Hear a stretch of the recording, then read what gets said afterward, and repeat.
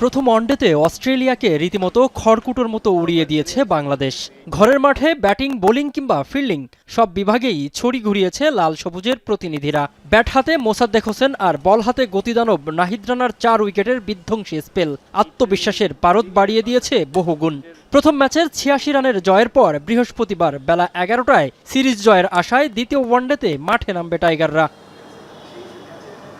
তবে চিন্তার কারণ হতে পারে বৃহস্পতিবারের ঢাকার আকাশ, যেখানে মিরপুরের আকাশ ভেঙে বৃষ্টি নামার জোর পূর্বাভাস রয়েছে।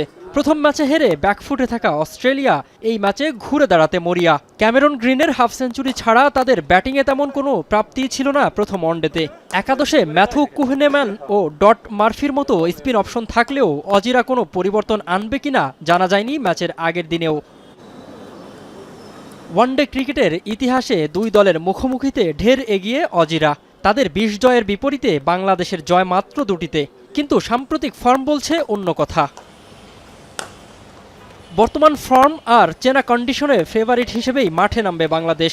তানজিদ তামিম ও নাজমুল শান্তদের টপ অর্ডারে দারুণ শুরু ধরে রেখে মিডল অর্ডারে তাওহিদ হৃদয় বা মোসাদ্দেকরা যদি আলো ছড়াতে পারেন, তবে যে কোনো লক্ষ্য তাড়া করা কিংবা বড় স্কোর গড়া অসম্ভব কিছু নয়। অন্যদিকে অজিদের ট্রাম্প কার্ড হতে পারেন পেসার নাথান এলিস, যিনি বাংলাদেশের কন্ডিশনে স্লোয়ার আর কাটার দিয়ে প্রথম ম্যাচেও শিকার করেছিলেন ৩টা উইকেট। ইতিহাস গড়ার একদম দ্বার প্রান্তে দাঁড়িয়ে টিম বাংলাদেশ।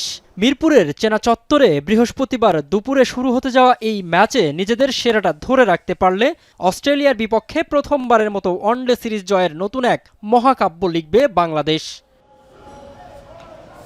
মিনারুল ইসলাম, এখন।